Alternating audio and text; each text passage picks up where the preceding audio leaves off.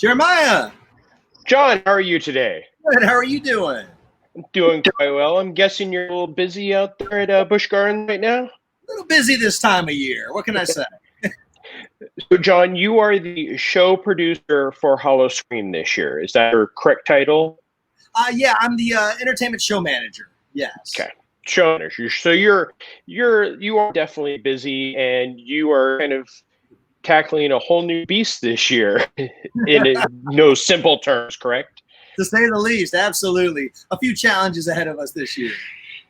Yeah, can you talk a little bit about, going into Howl-O-Screams this year in the current state of the world, how you guys approached this year as opposed to the past, over 20 years now of the previous Howl-O-Screams with the houses and everything, where this year you're focusing on the open air scare zones. Yeah, absolutely. We had to get very adaptive, very creative for this year. Is with Howl-O-Scream, we bleed and we breathe and we eat Howl-O-Scream year round. Our team, once we opened Howl-O-Scream in the previous year, we start working on the next Howl-O-Scream. So we had already gotten quite far on our planning and production before we did have to make some turns and some curves along the way. So what we really had to do is kind of see what do we do best at Howl-O-Scream and how can we make that a safe environment for our guests as well as our performers. So what we did is we worked really hard to kind of see what experience would be maximized. Obviously, what we do well is bringing the scare to the streets because there really is nowhere to hide at Howl-O-Scream. And we decided that 10 open air scare zones was going to be the best approach to get that wonderful experience.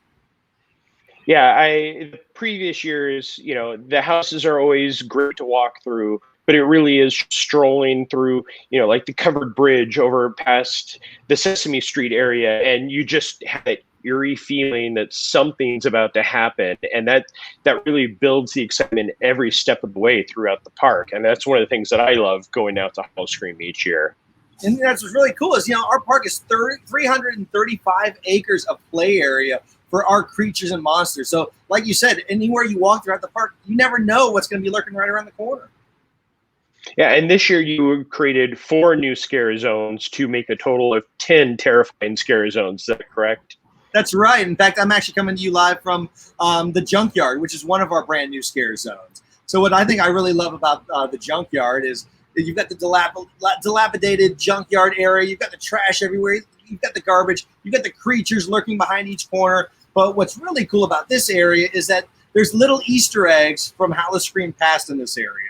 So not only might you run into some of our previous icons, you might see some decor, some scenic, some effects that you may have seen in some of our previous haunted houses or previous scare zones. So that's what I really enjoy about this area. That's great. I mean, that's definitely one of the things that I always enjoy is those small nods to the years past. Of you, if you go enough times, you start to recognize small things. Like, wait, I remember that. Oh yeah, and that makes the repeatability so much more for me. Like, I love going in and getting scared, but after that first initial scare, your eyes are darting everywhere. First looking for other monsters, but second looking for those small little Easter eggs, like you said. You never know what you're going to see next. Exactly. Now, in the current state of the world, what are the safety precautions that you guys have put in place for this year's Howl-O-Screams? So what's great about Busch Gardens is that we've already got a very strict protocol for our daytime operations of Busch Gardens, Tampa Bay.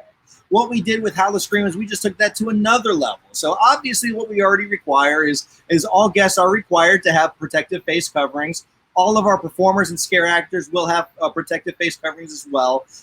We'll have different distancing measures in place. So when you go through different scare zones, there's going to be a lot of added scenic elements to areas to have a physical barrier between yourself and our scare actors to ensure we're maintaining that proper social distancing. What's really cool as well, we've got some great measures that's backstage cleanliness as well as onstage expanded cleanliness. And we've got some one-way scare zones. So Junkyard, this area, as well as another scare zone we've got in the park, it's a one-way guest flow. So that means you're not going to be bumping into or running into other guests along the way. So you can maintain that safe experience for everyone. And you have the limited capacity for this year, which enhances the guest experience because, walking through a scare zone where it's you and just the monsters around you definitely adds to that fear. But I know in the past years where it's a little shoulder to shoulder at times in some of the scare zones. So I'm really looking forward to exploring them, in the dark. It'll be a lot easier to find you out here at Howl-O-Scream this year for sure. Our monsters and creatures will be on the lookout. And with the scare zones and the amazing coasters that Busch Gardens are known for, I want to wrap this up on my favorite thing of Howl-O-Scream, the Fiends Show. I hear there's some special stuff going on this year. Yeah, Fiends is actually it's back for 2020. We're super excited. Fiends is moving this year, so it's not going to be in the Stanleyville Theater. We're moving it to, just like the rest of our experience, to make it a safe experience for everyone, is it's going to be moved to Festival Field. So it's going to be an outdoor, open-air experience. Fiends returns with, of course, a quarantine theme. Of course. That is one of my favorite things each year about Fiends, is how topical it is. I mean, it's always enjoyable to just go and enjoy the show and see everything, but it's those added little jokes that pop in left and right that you're like, oh, okay. And then again, you walk away thinking about those jokes throughout the night and just start giggling to yourself. And 2020 has given us plenty of material to work with. That's all you need to do for the theme. It's just 2020. Hey, there we go. So, John, before I let you go, is there anything else you want to share with our Laughing Place viewers for this year's Howl-O-Scream? Yeah, I'd say what I'd like to touch on, remember, like what you said, is we are at a limited capacity this year. So make sure you do go to howloscream.com and make that reservation early, because that way it'll ensure you have a chance to experience the event itself. So make sure you go in. Make sure you come check us out. We do open. We're going to be open September 25th all the way through November 1st. That's every Friday, Saturday, and Sunday. So plenty of opportunity to come check out Howl-O-Scream.